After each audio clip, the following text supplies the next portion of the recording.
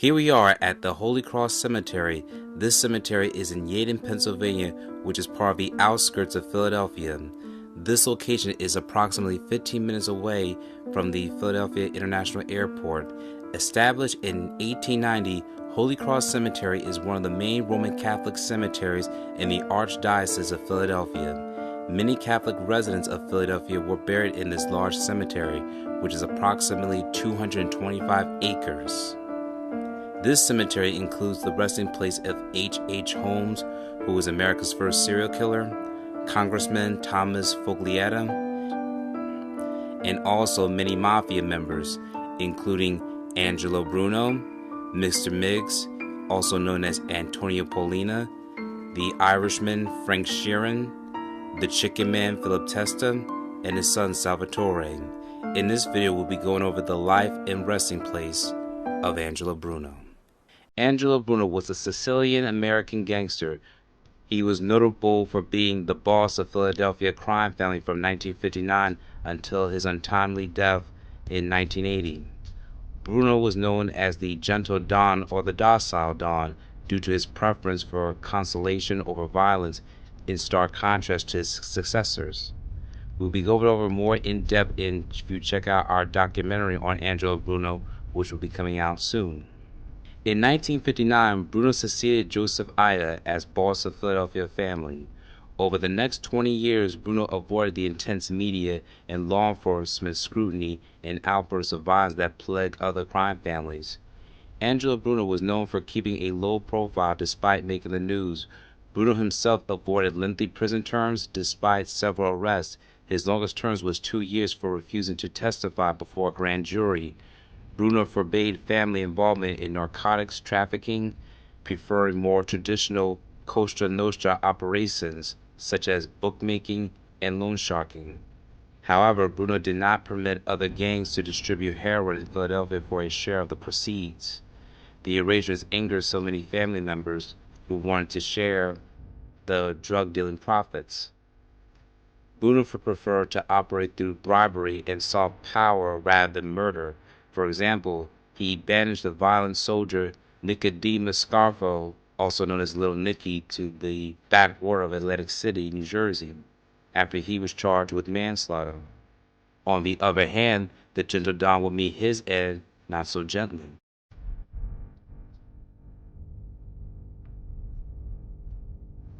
On March 21st, 1980, on a rainy night, the 69-year-old Bruno was killed by a shotgun blast to the head as he sat in his car in front of his home near the intersection of 10th Street and Snyder Avenue in the La Moya-Mincing neighborhood of South Philadelphia. He was precisely hit below his right ear. He was gunned down in one of the most brutal and graphic displays of a mob hit. Please be advised about this graphic imagery that we are about to show you. Once again, the crime scene had taken place in front of Bruno's house located at 934 Snyder Avenue. Bruno's house is also the same block from his nemesis Antonio Polina, who lived on 926 Snyder Avenue, as you see in this video. The video shows what their houses look like today.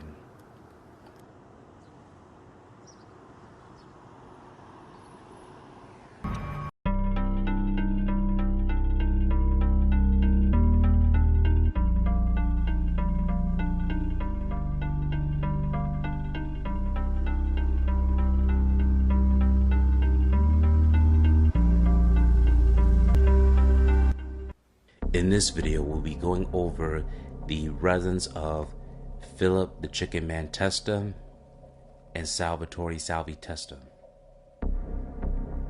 For those who don't know, Philip Charles Testa was the underboss of the Philadelphia crime family during the Angelo Bruno era. Angelo Bruno was the reigning Godfather from 1958 till 1980.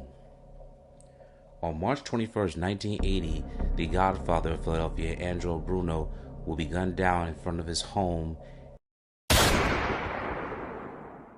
ending his 22-year reign as the supreme leader of the criminal underworld. Many suspect that his consigliere Antonio Tony Bananas Capernegro would be the gunman, and if he wasn't, he was the one who definitely put the hit out on his boss. Purpose of Antonio Bananas Capernegro was to become the boss himself, thinking if he got the support from the Genovese, Frank Frunzi Thierry, that he would be the godfather of Philadelphia. It was all over a power struggle, and then Capernegro thought he would get the rings. However, that did not work in his favor. Instead, Capernegro will be stabbed, beaten, tortured by the Genovese crime family soldiers and be left in the trunk of a car. Meanwhile, Angelo Bruno's natural successor, Philip Testa, will become the new godfather of the city of Philadelphia. He was appointed by the bosses of the five families, known as the Commission, which is held by Frank Frunzi Thierry, Anthony Fat Tony Salerno, and Vincent the Chin Gigante. Testa would make Nicodemo, Lil Nicky Scarfo, his consigliere, and he will reign as the new boss of the city of Philadelphia. One of the key factors of Testa's reign was that he would take care of all the suspects that were involved in Angelo Bruno's death. Within the year, many people were taken out of the picture, such as Antonio Bananas Capernegro for starters, Frank Sindone, Johnny Keys Simone, who was Angelo Bruno's cousin. However, he sought another power struggle that would ultimately get him killed by Sammy the Bull Gravano, and the Trigger Man, Louis Melito. There will be many other victims that will fall into the hands of the crime family as a result of taking out of Angelo Bruno without the permission of the Commission. Any boss or any crime family member that is ever killed without the sanction of the Commission will be put to death, and that's exactly what took place. Meanwhile, while Testa was still the reigning godfather of his era, many also were aware that he had children. He had a daughter named Maria, who was not involved in the crime family whatsoever. She had her own legitimate business.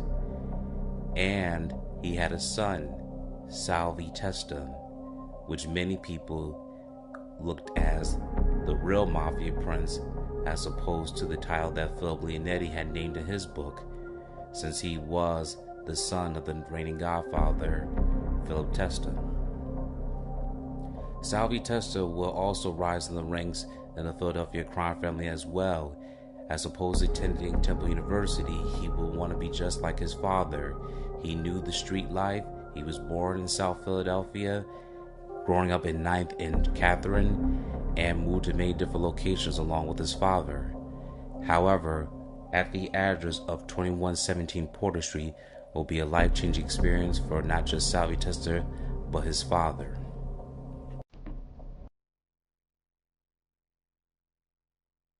However, just like Angelo Bruno, Testa's assassins will be plotting on his murder. Rocco Marinucci will be one of those assailants. He worked as Peter Casella's chauffeur and bodyguard within the Philadelphia crime family, and he was recruited into the conspiracy to whack Philip Testa. On March 15, 1981, Philip Testa's life would change forever. He left his car double parked in the middle of the street in front of his house. Across the street from the Testa's double parked car was a black Volkswagen van. Inside the van sat Rocco Marinucci. As Testa's foot hit the front porch, Marinucci pushed the switch on a remote-controlled detonator. Testa's reign as a mob boss ended in the blast that followed. Most likely he didn't feel a thing. The explosion happened in an instant. As Testa reached for his front doorknob, Marinucci pushed a button and he blew the chicken man into oblivion. Reverberations from the blast registered for miles. A bomb packed with nails and explosive erupted from under the porch where had been a hidden rocking homes and store within a 12-block area. Lights began to flick on and up and down the streets as neighbors rushed to find out what happened. For many, their first thought was there had been an explosion at the oil refinery tank from the farm nearby southwest Philadelphia. Testa was killed less than a year of Angelo Bruno. In fact, it was almost close to the 1 year anniversary. The city of Philadelphia will lose two Godfathers in less than a year, and it will create so much friction within the family itself that it's becoming more chaotic, and therefore there's no stable relationship amongst the parties. Meanwhile, in South Philadelphia, Salvi Testa, along with his sister Maria, had mourned the loss of their father. As you can see, this is one of the only photos that we have of Maria Testa as a result of the tragedy of losing her father. She and her brother had to arrange Testa's funeral and wake. They've already had lost their mother to cancer, and now they have to bury their father within the next year. Meanwhile, they also had to get their house repaired. As you can see, it was blown to bits in the year 1981. However, it will be reconstructed still during the early 1980s, and it still stands today.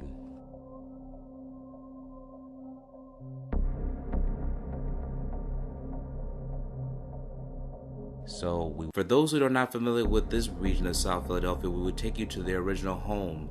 And the reason how we're certain this was the original house of Philip Testa and Salvatore Testa is because if you look at the mugshot from Philip Testa's print, you can see that his address was listed there, which was very common since it's the precursor of the internet. He specifically lived on 10th and 12th Carpenter Street.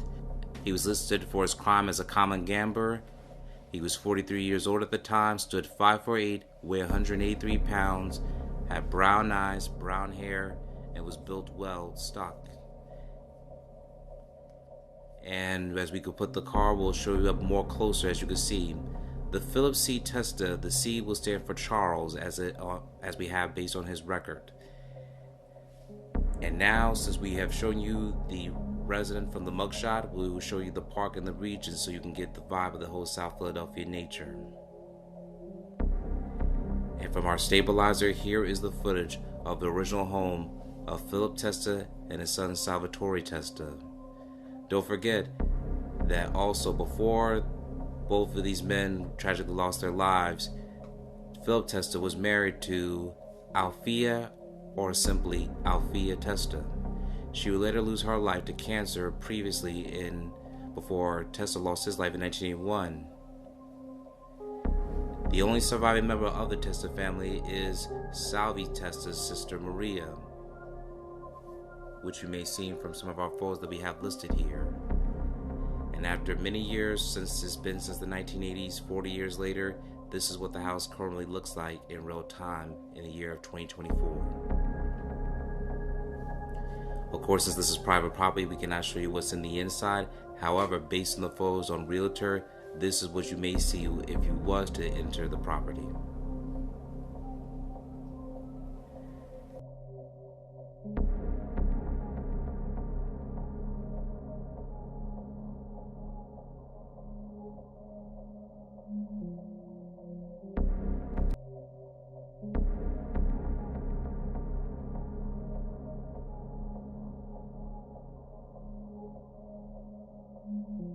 So we will show you what Porter Street house looks like today as it looked back then, so you can see their own comparisons.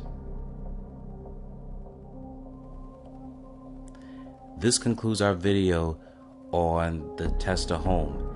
Now we will show you from what it may look like on the inside based on this website, so you can have the visualization of what it did look like today. And now you will see a vision of what it looks like today. If you have any suggestions, please let us know in the comments on what other house or public figure that we should cover. We would gladly appreciate your feedback. Thank you for your time.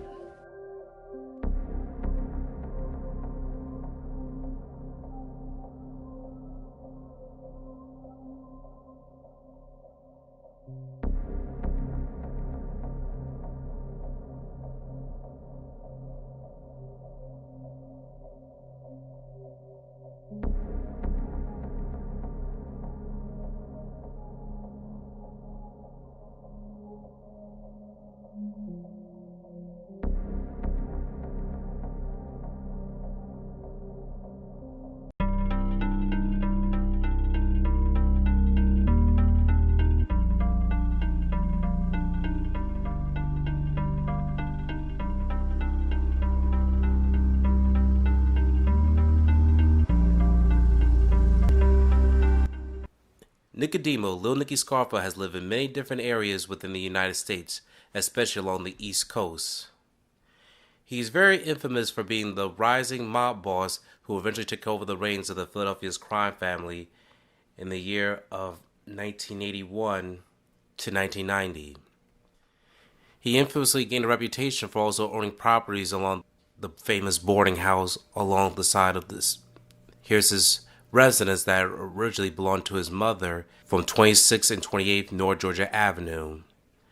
Then he had a property called Casablanca South in Fort Lauderdale, Florida, once he was in the big leagues of Costa Nostra as boss of the family. Many people don't know that Nicky Scarfo's house in Philadelphia still exists to this day and is also one of the homes that still survives since he passed in the year of 2017. Let's take you back to the origins of Little Nicky Scarfo. As you can see in this Wikipedia page, here's the early life of Nicky Scarfo, and of course you can see this across many different sources besides Wikipedia. Nicky Scarfo was born on March 8, 1929 in Brooklyn, New York, to Philip and Catherine Scarfo, Italian immigrants from Naples and Calabria. At the age of 12, Scarfo and his family moved to South Philadelphia, where he worked as a day laborer and later graduated from Benjamin Franklin High School in 1947. He became an amateur boxer, fighting in the small clubs throughout Philadelphia, earning himself a reputation for his aggressive temper in the ring. After failing to become a success in the boxing world, Scarfo joined his uncle, Nicky Buck, a Philly mob soldier, in illegal activities in Philadelphia. He also worked as a bartender at a club owned by his uncle while being an apprentice by Buck alongside his two other uncles. So let's explain this little article from the Wikipedia page. While they do have that Nicky Scarfo had moved to Philadelphia at the age of 12, that would be the year of 1941 if he was 12 years old and he was born in 1929.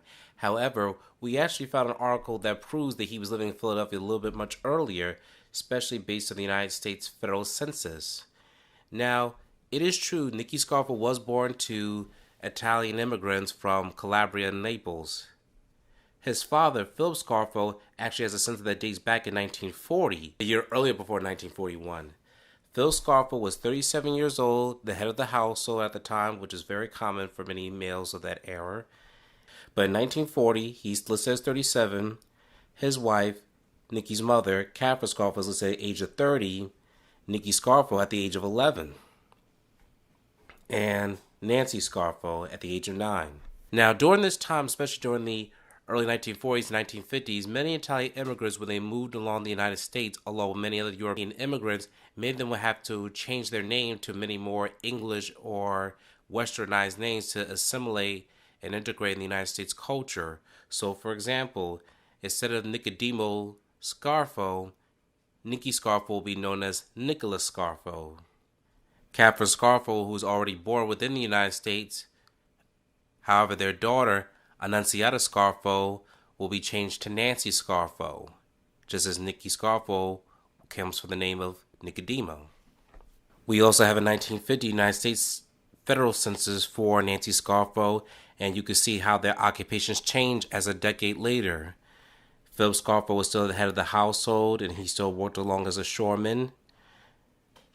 The matriarch, Catherine Scarfo, was the housewife, and it shows that she did not work under any specific positions. However, Philip Scarfo is listed as a laborer. Nicholas Scarfo, who we know to be as Little Nicky, as you can see, was listed differently because Catherine Scarfo was born in Pennsylvania, so she was already integrated to the United States culture, whereas though Nicky's father was directly from Italy. And Nancy Scarfo, who was a few years younger than Nicky Scarfo is listed at the age of 21. She is listed at the age of 19. Both of them were born in New York, and she will work as a chief secretary. She worked for at least 40 hours, just as her father did. She'll work alongside the hotel. We don't know what specific hotel region that was, but it's also similar to how Philip Scarfo, when he once lived in New York and New Jersey, he would work for certain hotels along the ocean shore. However, Nicky Scarfo does not have an occupation listed at the age of 21. Could it also be due to the rumors and allegations that's been brought against him since he was young that he worked along his uncles, who was on his maternal side? Philip Scarfo was not tied to any organized crime whatsoever. There has never been no evidence or any conclusive ones in that matter. However, Nicky Scarfo has been reported to have resentment towards his father, especially coming from his nephew, Crazy Philip Leonetti, who will one day be the future underboss in the Philadelphia organized crime. He stated in his book Mafia Prince that Nicky Scarfo resented his father because he had no ties to organized crime, and he thinks if you worked a normal job, you were considered a jerk-off. Or just a no-good person. However, on Nicky Scarfo's maternal side, also known as the mother's side, his uncles, along with Mikey Buck, Nicky Buck, and Tony Buck, also known as the Piccolo brothers, had ties to criminal organizations. They will all move and do business activities alongside the tri-state area, which are tied to Pennsylvania, New Jersey, and New York. And this will also be the rise tide of Nicky Scarfo's criminal activities. He will also meet his mentor, Felix Skinny Razor DiTullio. He will also meet other different rising stars of the criminal underworld. It all started right here in the center of Philadelphia, and many people don't know that the property that Nicky Scarfo resided during the times of when he started his old criminal activity started along this address, in which we will show you from the 1940 census, and you could also see is the same address. The 1950 census is listed on 744 Warnock Street, Philadelphia, Pennsylvania. This is not too far from the Philadelphia Italian Market neighborhood. In fact, it's just a few blocks from the whole market region. The zip code is specifically 19147. In fact, we could also show you how it does look in the Nicky Scarfo era during that time. As you can see, Nicky Scarfo is dressed as a gangster suit during this time. He loved to dress he was very concerned about his image, and he loved the gangster movie genre. He also loved the actor Paul Mooney, which was one of his favorite actors starring in the original Scarface film. Not to be mistaken, the one that stars Al Pacino. You could also hear this confirmation here from Crazy Phil Leonetti himself on Patrick Bet-David's episode with him listed here. Paul Mooney. Was that his inspiration? That's it. That's the man. That's his hero? That's the guy he wanted to be? That's the guy he was. Yeah. Out in the public, make an example. That's it. Just keep killing. You got to keep killing. Got to do this, he says, and you got to keep doing it. Okay. Here's a photo of Nicky Scarfo dressed as the people that he idolized in front of this property, as you can see at Warnock Street during this era. And now we will show you what the property looks like today.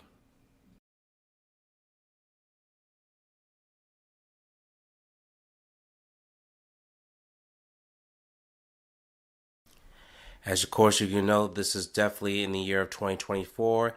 This is an exclusive video coming from our own productions. So we want to make sure that we keep the property because sometimes our footage has been reduplicated without our authorizations. If anyone wants the watermark to be removed, they can have our consent. Just make sure they email us at the appropriate email address, and we can also notify any grants or changes.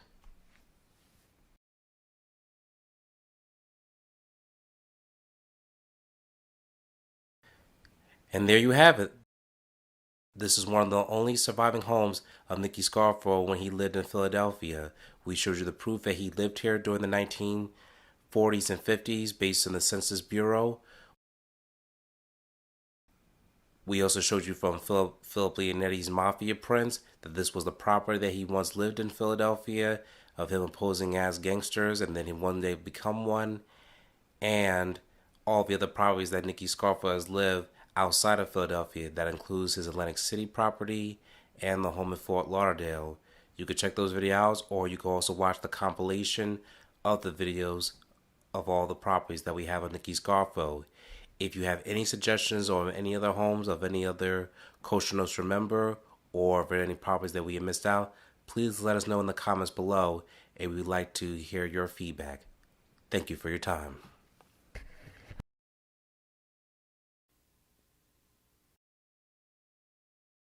Thank you for watching this video. Please subscribe to our channel and check out more of our content.